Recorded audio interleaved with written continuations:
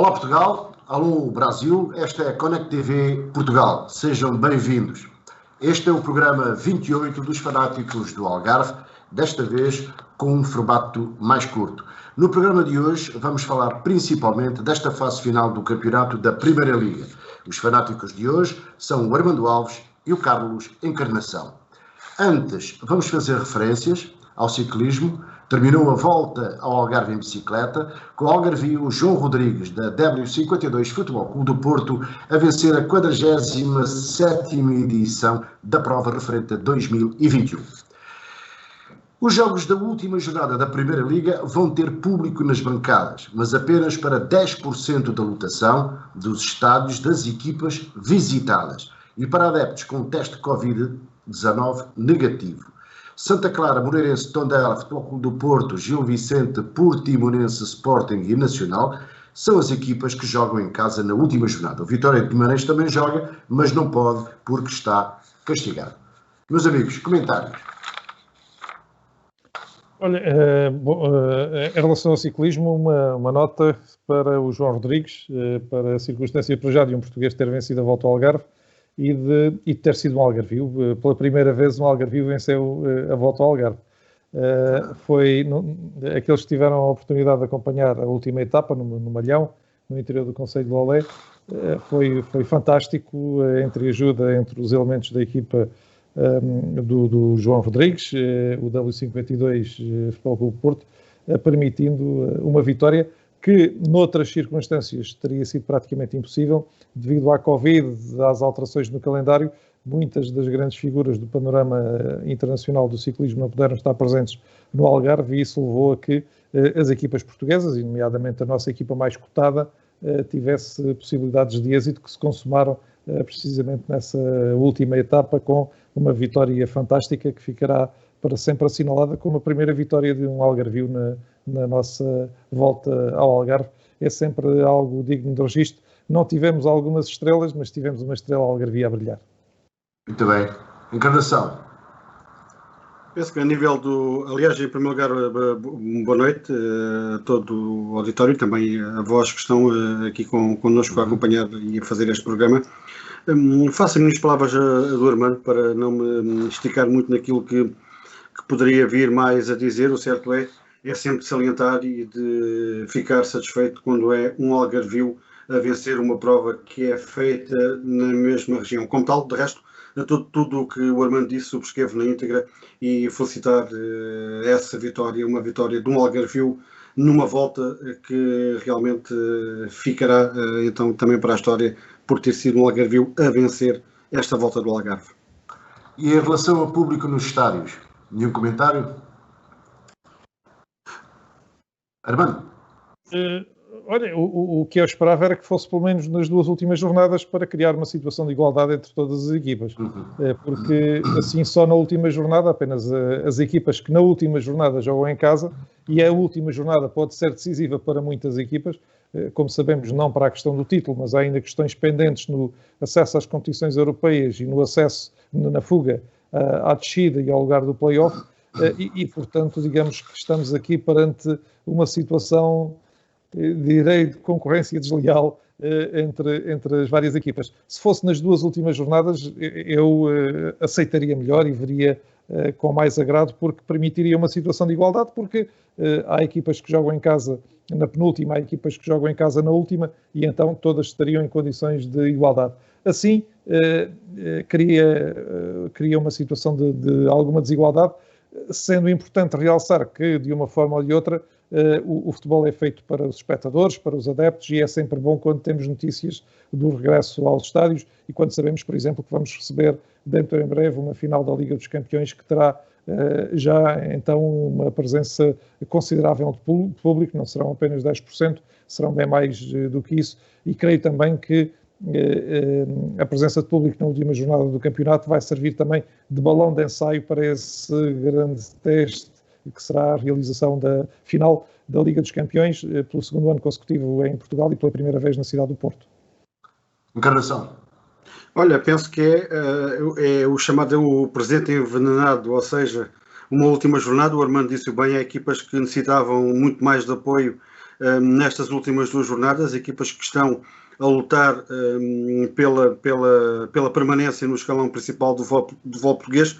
Logicamente que a uma das equipas algarvias esse fator poderá ser preponderante, que é o caso do Portimonense, que irá receber na última jornada a formação do Braga, mas no que diz respeito ao Farense, digamos que é igual ao que foi ao longo de todo o campeonato, ainda mais com o senão de ser um jogo importante, muito importante mesmo para o Farense, no que diz respeito às contas pela permanência. Portanto, penso que é um presente envenenado. Penso que o Governo devia, ao tomar esta posição, pensar não só na última jornada, porque realmente, e o exemplo que tivemos há poucos dias, e estamos a falar precisamente, e vamos chamar o nome às coisas, em Lisboa, é a prova provada de que se um estádio tivesse aberto para que os adeptos pudessem assistir ou festejar um título, logicamente que não iria ou não aconteceria o que se passou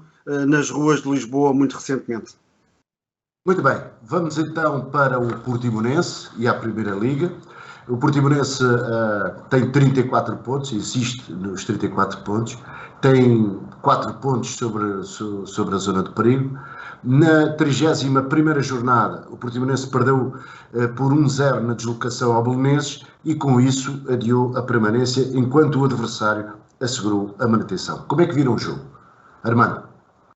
Olha, eu faço o comentário logo englobando o Portimonense, o Belenenses Portimonense e o Moreirense Portimonense, porque foram 2 jogos com características muito semelhantes. E muito semelhantes no quê? Num Portimonense que digamos que voltou ao nível das prestações àquilo que fez durante boa parte da primeira volta. Uma equipa que comete erros, que tem dificuldades em assumir e com falta de soluções depois no capítulo ofensivo. Contra o Belenenses, como todos vimos, há um deslize, uma falha, uma má saída do guarda-redes e depois também, digamos que a defesa ficou parada e a bola acabou por entrar na baliza e depois com a segunda parte toda pela frente o Portimonense não teve capacidade nem argumentos, nem mostrou soluções do ponto de vista ofensivo. Com o Moreirense, a derrota com o Moreirense por 2-1 foi um pouquinho à imagem disso, embora com um resultado diferente, enquanto com o Belenenses foi uma derrota por 1-0, com o Moreirense foi uma derrota por 1-2, em que o Portimonense até chegou a estar na frente com uma grande penalidade. Depois sofre um golo na sequência de um lance de bola parada, tal como tinha sucedido com o Belenenses. E depois na segunda parte com o Moreirense muito encolhido, porque o pontinho era importante para o Moreirense e também seria para o Portimonense. A verdade é que num contra-ataque o jogador mais baixo em campo apareceu no meio da área a cabecear e a fazer um golo numa nova distração. E há um aspecto que importa realçar, já aqui o elogiamos por várias vezes, o Beto, que foi, durante um largo período desta segunda volta, uma espécie de abono de família do ataque do Portimonense e que nas últimas jornadas, talvez fruto do cansaço, talvez fruto também de ser a primeira época que ele está em pleno integrado numa equipa de Primeira Liga. Ele, na época passada, partilhou os sub-23 com a equipa principal. A verdade é que está a acusar alguma quebra e a equipa ressente-se disso, porque vinha sendo a unidade mais destacada do ponto de vista ofensivo. E a verdade é que com estes 2 resultados, com estas 2 derrotas, o Portimonense adiou tudo para as últimas jornadas, sendo certo que está ainda numa posição de algum conforto. Se empatar agora o próximo jogo com o Boa Vista, garante a fuga à descida e garante a fuga ao play-off. Se eventualmente perder o jogo, tem ainda a última jornada para atingir os seus objetivos mínimos que passam pela permanência. Encarnação, sobre estes 2 match point desperdiçados. Bom, o certo é que nós vínhamos aqui a falar já há alguns temas a esta parte, que o Portimonense precisava pelo menos de mais uma vitória para consolidar aquilo que precisa e que necessita e que quer, que é a permanência. O certo é que estas 2 derrotas não estaria provavelmente no calendário de festas, se me permitem a expressão, do treinador Paulo Sérgio, o que voltou a relançar ou a colocar o Portimonense de novo com alguma intranquilidade face a estas últimas 2 jornadas que faltam ainda para terminar o campeonato. Um Portimonense que vai ao Bessa, e o Armando disse-o bem, penso que será um jogo-chave e primordial para a formação de Portimão, frente a um Boa Vista que também está proibido de perder, se ainda quer alimentar algumas possibilidades e ainda as tem, quer de fugir ao play-off, quer também de fugir à descida de divisão. Mas o certo é que este Portimonense, em 2 jornadas, praticamente não complicou a sua tarefa, mas o certo é que dificultou e bastante aquilo que parecia mais óbvio, e ao contrário da época que findou, que era terminar este campeonato de forma tranquila. E o certo é que estes 2 jogos, uma visita ao Bessa e a recepção ao Braga, vão ser, aliás, 2 partidas importantíssimas também para a formação do Portimonense, que teve na mão o pássaro, e esperemos que continue a tê-lo e que consiga se manter entre os maiores do futebol português. Na próxima jornada, o Portimonense tem uma deslocação ao Bessa para defrontar o Boa Vista, e em caso de derrota fica com a diferença de 1 ponto, mas se empatar resolve o assunto e garante a manutenção. Qual é a vossa previsão, Armando? É um jogo extremamente difícil. O Boa Vista tem uma boa equipa, tem bons jogadores. Creio que vale mais do que o posicionamento em que se encontra na tabela classificativa.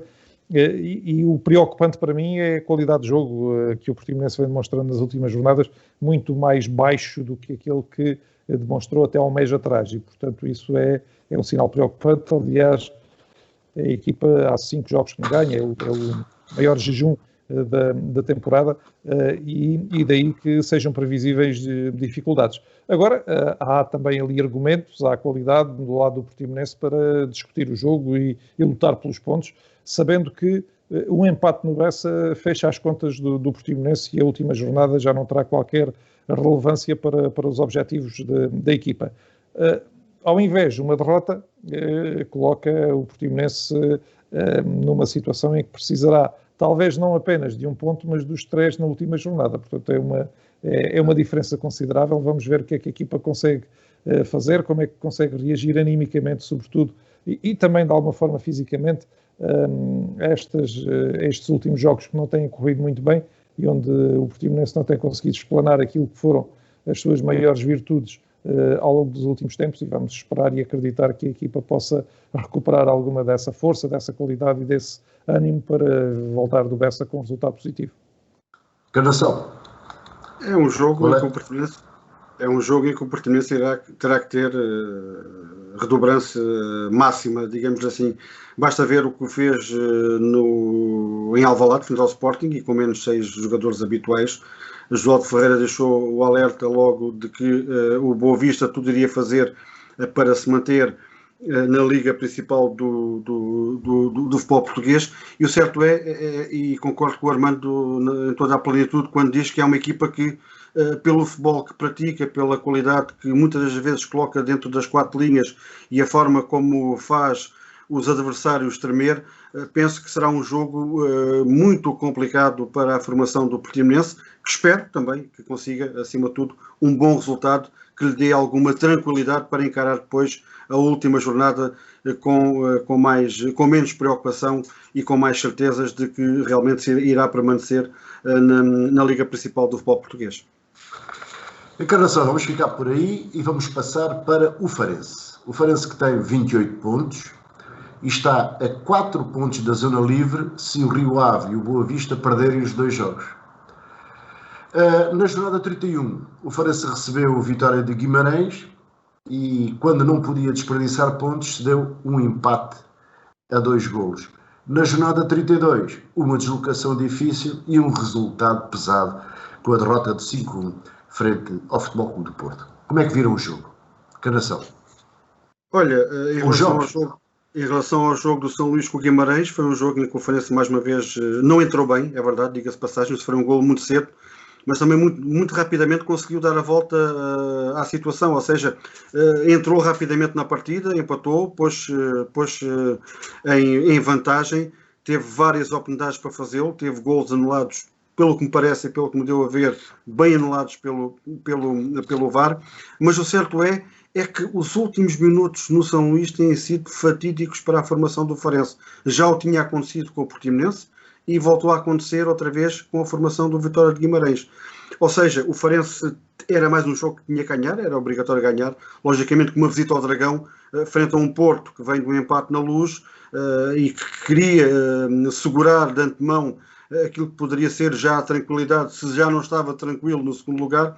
O certo é que foi um Porto que jogou o que teve para jogar, mostrou que é uma das melhores equipas do futebol português, e são notar também, e aqui tenho que dar muito mérito ao Jorge Costa, quando se perde tem que dar mérito ao treinador, principalmente na segunda parte em que viu que o jogo estava perdido, mais nada havia a fazer, tinha o Tomás Tavares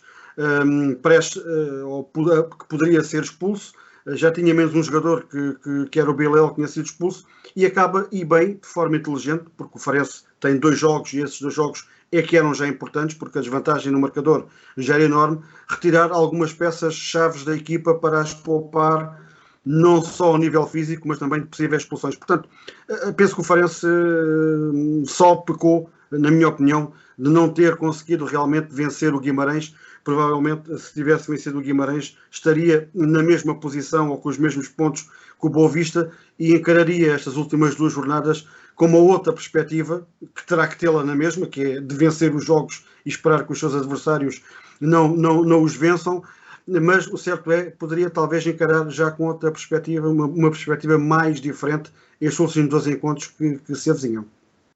Armando, como é que viste os 2 jogos? Uma apreciação geral, um aspecto que já aqui falamos noutras ocasiões. Eu acho que nos últimos jogos em casa o Farense tem pecado por algo que tem a ver com os 19 anos que passou longe da Primeira Liga e que é uma questão de matreirice, de saber segurar vantagens. O Farense esteve a ganhar frente ao Portimonense e esteve a ganhar frente ao Guimarães e no caso do Guimarães, com o Guimarães reduzido a 10 unidades.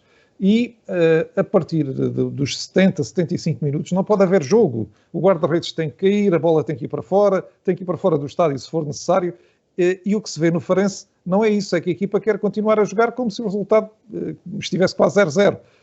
E, portanto, há um conjunto de pormenores, de matreirice, de estar em campo, de uma cultura, digamos, de Primeira Liga, que o Farense perdeu nestes anos em que esteve fora e que, por muito que o treinador fale, por muito que os dirigentes falem, não é algo que se consiga readquirir automaticamente. E, portanto, o Farense tem perdido alguns pontos em casa, até de forma inglória, por força disso. E também a prova disso é que não ganha em casa desde 10 de janeiro, desde a altura em que ganhou ao Gil Vicente. E são todos estes pormenores que ajudam a explicar que uma equipa que até pratica bom futebol, e já temos elogiado aqui por várias vezes a qualidade de jogo do Farense, esteja numa posição que não é condizente com a qualidade de jogo que apresenta, muitas vezes jogos decididos nesses pormenores, na materialice, na experiência. E foi isso essencialmente que se viu com o Guimarães. O Farense está a ganhar por 2-1, falta algum tempo para terminar o jogo e o Farense não conseguiu congelar o jogo. E o Guimarães aproveitou-se disso, uma equipa mais trimbada, entrou o Quaresma, que é um jogador com larga experiência e que acabou por veja-se bem, marcar o seu primeiro gol de cabeça na história da Primeira Liga. E, portanto, são esses pormenores que têm causado alguns problemas ao Farense. No jogo do Dragão, a história foi completamente diferente. Um penalti que tivemos um lance quase igual, muito semelhante na primeira volta, no São Luís, em que o Corona joga a bola com o braço nas mesmas condições em que o Licá o faz no Dragão. No estádio de São Luís não foi penalti, no estádio do Dragão foi penalti. Isto repete-se sistematicamente, seja com o Futebol Clube do Porto, com o Benfica, com o Sporting. Os lances a favor dessas equipas idênticos são julgados de uma forma, quando é a favor quando são lances a favor de clubes de menor dimensão, são julgados de outra forma e, portanto, isto também causa algum desequilíbrio no futebol português e faz com que a distância, nós olhamos para a classificação, temos ali os 4 primeiros no topo da classificação, muito distantes já do quinto e do sexto, e depois entre o quinto e o sexto também há uma distância muito grande, mas estes pormenores, estas decisões também ajudam a que esse fosso seja tão grande, porque se todos forem tratados por igual, se fosse existirá na mesma, porque os orçamentos são completamente diferentes, a qualidade dos jogadores do Sporting, do Benfica ou do Porto é seguramente muito superior à qualidade dos plantéis do Tondela, do Portimonense, do Farense e de outros, mas a verdade é que esses erros, essas análises que para um lado são de uma forma e para o outro lado são de outra, no final do campeonato representam mais 3 ou 4 pontos para um lado e menos 3 ou 4 para o outro e fazem com que esse fosso seja significativamente maior. E havendo esse lance logo no início do jogo do Dragão e depois sucedendo-se o 2-0 também não tardou, e depois mais uma expulsão, pois o que restava ao Farense era minimizar estragos e preparar-se para os embates que aí vêm, sendo que este embate agora com o Tondela é fundamental para as pretensões da equipa algarvia. Por isso mesmo, na próxima jornada, o Farense recebe o Tondela, que já tem assegurado a manutenção, e é de extrema importância chegar aos 31 pontos para o Farense. Eu junto a isso ainda uma outra situação, que é o tal grupo de risco agora para esta fase final do campeonato. Porque temos num primeiro lote, temos o Portimonense com 34 pontos, que tem uma deslocação a Boa Vista com 30. Depois temos o Marítimo com 34, que recebe o Vitória de Guimarães.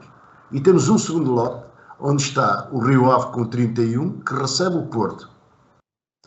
Temos o Boa Vista com 30, que recebe o Portimonense. Temos o Farense com 28, que recebe o Tondela, e o Nacional com 25, que se desloca a Famalicão. Esta jornada vai ser muito importante. Gradação. Sim, é importantíssimo. Aliás, o Farense só tem um resultado a fazer, que é vencer. E vencendo faz 31 pontos, mas estou muito na expectativa para aquilo que irá se passar em Vila do Conde no Rio Ave Futebol Clube do Porto. E estou muito na expectativa porque o Porto já não precisa do jogo, já está seguro, ou praticamente seguro, no segundo lugar, e o Rio Ave irá dar tudo e mais alguma coisa para conseguir vencer. Mas o Farense é que fazer as contas dele, o Farense que depois vai ao Santa Clara, e também colocando o Rio Ave no lote destes possíveis equipas de risco, como tu disseste muito bem, vai à Madeira jogar com o Nacional, e o Boa Vista vai a Barcelos. Portanto, são 2 jogos importantíssimos para o Farense. O primeiro é o próximo, como costuma dizer, e o próximo é com o Tondela, e o Farense frente a uma equipa que está tranquila, mas que tem dado muito o que falar mais fora de portas do que propriamente dentro de portas. Esta formação beirã é sem dúvida uma equipa que poderá trazer muitas preocupações ao Farense, e vamos ver se o Farense consegue de qualquer forma ganhar este jogo para alimentar ainda até à última jornada a possibilidade da manutenção direta, e tudo vai depender depois dos resultados que serão proporcionar nesta jornada, ou então lutar por aquele lugar que dará acesso ao play-off e jogar então com o terceiro classificado da Liga SAPSEC. Armando, antes de terminarmos. Em relação ao Farense não há muitas contas a fazer, é ganhar os 2 jogos e esperar que os adversários não consigam somar os pontos necessários para ficar à frente do Farense. A equipa em casa não tem tido um rendimento que se desejava, já aqui falamos que não ganha desde 10 de janeiro, esperemos que quebre agora esse jejum e volte às vitórias, até porque é imprescindível. Não vale de nada estarmos aqui a falar que o Rio Ave recebe o Porto e que o Boa Vista tem também os seus compromissos, e o Marítimo e por aí fora, se o Farense não fizer o trabalho que lhe compete, que é ganhar estes 2 jogos. Ganhando estes 2 jogos, eu acredito que há boas possibilidades, embora no final da época surgem sempre resultados estranhos. Eu lembro-me que na época passada o Portimonense estava em luta com o Vitória de Setúbal, e o Vitória de Setúbal na penúltima jornada foi a Alvalade, e o Sporting também já não tinha nada para ganhar, e aconteceu um empate em que as 2 equipas jogaram a 5 à hora, não foi a 10 à hora. O Sporting, pura e simplesmente, fez muito pouco para ganhar o jogo. Esperemos que não se registrem anormalidades nestas 2 últimas jornadas. Não estou aqui a lançar qualquer suspeita, mas espero e desejo que isso não aconteça, que prevaleça a verdade esportiva e que os argumentos colocados em campo pelo Farense nestes 2 jogos sejam suficientes, assim como naturalmente os do Portimonense, para que na próxima época o Algarve volte a ter, como todos desejamos, 2 equipas na Primeira Liga. Meus amigos, não temos mais tempo, agradecemos a vossa participação, voltamos na próxima quinta-feira. Boa noite.